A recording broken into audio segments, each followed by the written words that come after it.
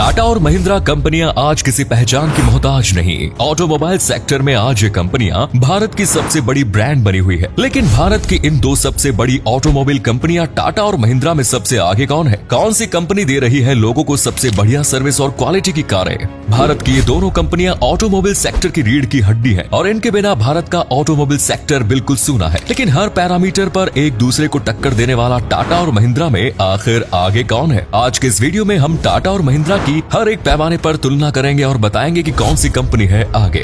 दोस्तों, मेहनत की असली परिभाषा टाटा और महिंद्रा ने साबित करके दिखाई है और आज ये दोनों कंपनियां जिस मुकाम पर पहुंची है उसमें केवल इनकी मेहनत शामिल है। दुनिया में ऐसी बहुत सारी कंपनियां हैं जिन्होंने अपनी मेहनत के दम पर आज पूरे वर्ल्ड मार्केट को कवर कर लिया है और भारत की महिंद्रा और टाटा कंपनियों का नाम भी इस लिस्ट में शामिल है। हम आपको टाटा और महिंद्रा की शुरुआत से लेकर आज तक की जर्नी के बारे में बताएंगे और उसके बाद हम तुलना करेंगे दोनों कंपनियों की कि आखिर कौन सी कंपनी एक दूसरे से बेहतर है। So let's begin. महिंद्रा। सबसे पहले बात करते हैं महिंद्रा कंपनी की, जिसे इस वक्त आनंद महिंद्रा के द्वारा चलाया जा रहा है। आनंद महिंद्रा इस कंपनी के फाउंडर जगदीश महिंद्रा के पोते हैं। आपको जानकर हैरानी होगी कि महिंद्रा एंड महिंद्रा के नाम से जानी जाने वाली इस कंपनी का नाम कभी महिंद्रा एंड मोहम्मद हुआ करता था। जी हाँ दोस्तों, महिंद्रा कंपनी की शुरुआत जगदीश महिंद्रा के छोटे भाई कैलाश चंद्र महिंद्रा और उनके दोस्त मलिक मोहम्मद ने मिलकर भारत की आजादी के 2 साल पहले यानी कि 1945 में की। इसी वक्त कैलाश महिंद्रा अमेरिका से अपनी पढ़ाई पूरी करके वापस लौटे और उन्हें कई भारतीयों की बहुत सारी बड़ी कंपनियों और भारत सरकार से भी नौकरी के ऑफर मिले, लेकिन उन्होंने उन सबको इनकार कर दिया। आजादी के बाद मलिक मोहम्मद पाकिस्तान चले गए और महिंद्रा कंपनी का नाम महिंद्रा एंड महिंद्रा हो गया।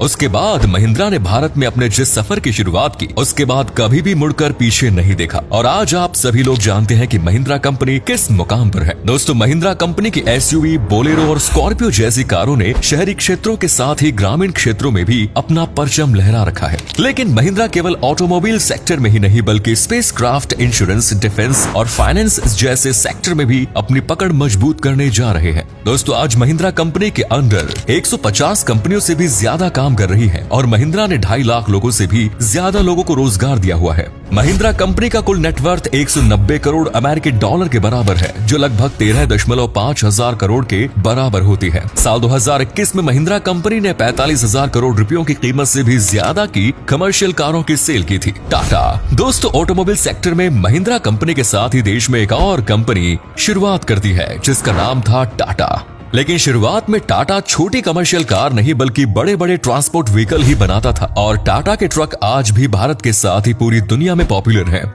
लेकिन आजादी के बाद टाटा कंपनी ने भी महिंद्रा की राह पकड़ते हुए और देश के लोगों की जरूरतों को देखते हुए साल 1954 में पहली बार अपनी कंपनी की एक कमर्शियल कार का निर्माण किया। इसके बाद टाटा भी अपने सफर पर आगे बढ़ती गई और अपनी मेहनत को लगातार जारी रखा। साल 1988 में टाटा की पहली पैसेंजर गाड़ी लॉन्च हुई और उसके बाद साल 1991 में टाटा ने एक और commercial car Tata Sierra launch की। इसके बाद टाटा ने इंडियन मार्केट को हिलाकर रख दिया जब उसने टाटा इंडिका को लॉन्च किया। टाटा ने अपनी इस कार को साल 1998 में लॉन्च किया। टाटा आज इंडिया में अपनी कारों में सेफ्टी का सबसे ज्यादा ध्यान रखती है। इसके साथ ही अपने कस्टमर को वर्ल्ड क्लास क्वालिटी भी प्रोवाइड कराती है। टाटा की इंडिगो, सुमो और सफारी जैसी कारों ने आज इंडिया के बहुत बड़े मार्केट को कैप्चर करके रखा हुआ है। इन कारों के अलावा टाटा ने दुनिया में भी अपनी छवि मजबूत की कि जब साल 2008 में दिवालिया होने के कगार पर खड़ी जैगवार और लैंड रोवर कंपनियों को भी खरीद लिया और आज ये कंपनियां भी टाटा के अंडर ही है। बीते साल 2021 में टाटा ने लगभग 61,000 करोड़ रुपयों की कीमत से भी ज्यादा की कमर्शियल कारों की बिक्री की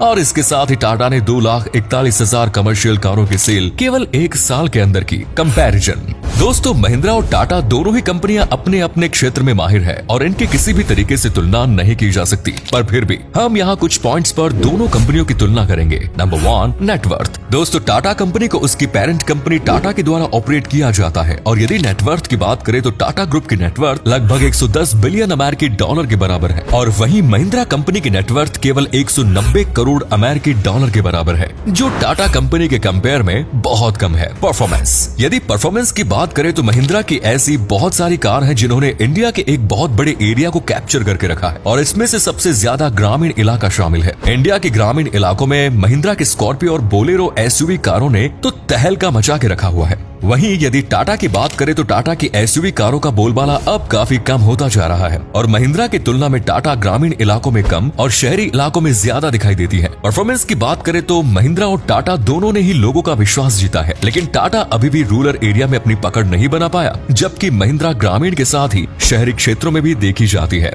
नंबर 3, सेलिंग। साल 2021 में महिंद्रा कंपनी ने 45,000 करोड़ रुपयों की कीमत की कमर्शियल कारों की सेलिंग की, जो काफी ज्यादा है। वहीं अगर टाटा की बात करें तो बीते साल 2021 में टाटा ने 61,378 करोड़ रुपयों की कीमत की कारों की सेलिंग की, जिसमें 2,41,000 लाख कमर्शियल कारों की सेलिंग शामिल है। दोनों की कंपनियों की सेलिंग जबरदस्त है, लेकिन टाटा ने सेलिंग के मामले में महिंद्रा को काफी पीछे छोड़ दिया। Number 4, car safety. महिंद्रा और टाटा दोनों ही कंपनियां अपनी कारों में सेफ्टी का बहुत ध्यान रखती है। जहां महिंद्रा ग्रामीण एरिया में ज्यादा फेमस है, उसके साथ ही टाटा शहरी क्षेत्रों में ज्यादा popular. Number 5, area of working. दोस्तों, टाटा ने अपने सफर की शुरुआत बड़े ट्रांसपोर्ट व्हीकल बनाकर की और आज भी टाटा के ट्रक्स दुनिया भर में फेमस है, जिसने बाद में इंडियन मार्केट की जरूरत के हिसाब से कमर्शियल कार बनाना शुरू किया। इसके अलावा टाटा स्टील भारत की बहुत बड़ी कंपनी है। वहीं अगर महिंद्रा कंपनी की बात करें तो महिंद्रा ने शुरुआत से ही भारतीय मार्केट के हिसाब से कमर्शियल कार्स बनाना शुरू किया और आज कार के अलावा महिंद्रा इंश्योरेंस, डिफेंस और फाइनेंस जैसे बड़े सेक्टर में भी अपनी पकड़ मजबूत करता जा रहा है। तो ये थी इंडिया की ऑटोमोबाइल मार्केट पर राज करने वाली टाटा और महिंद्रा कंपनी। ये दोनों ही कंपनियां अपनी अपनी जगह पर फिट है और किसी भी पॉइंट पर इनकी तुलना एक दूसरे से करना सही नहीं होगा। इनकी अपनी एक अलग ही पहचान है। तो वीडियो पसंद आई तो इसे लाइक कीजिए और फ्रेंड्स और फैमिली को शेयर कीजिए। धन्यवाद।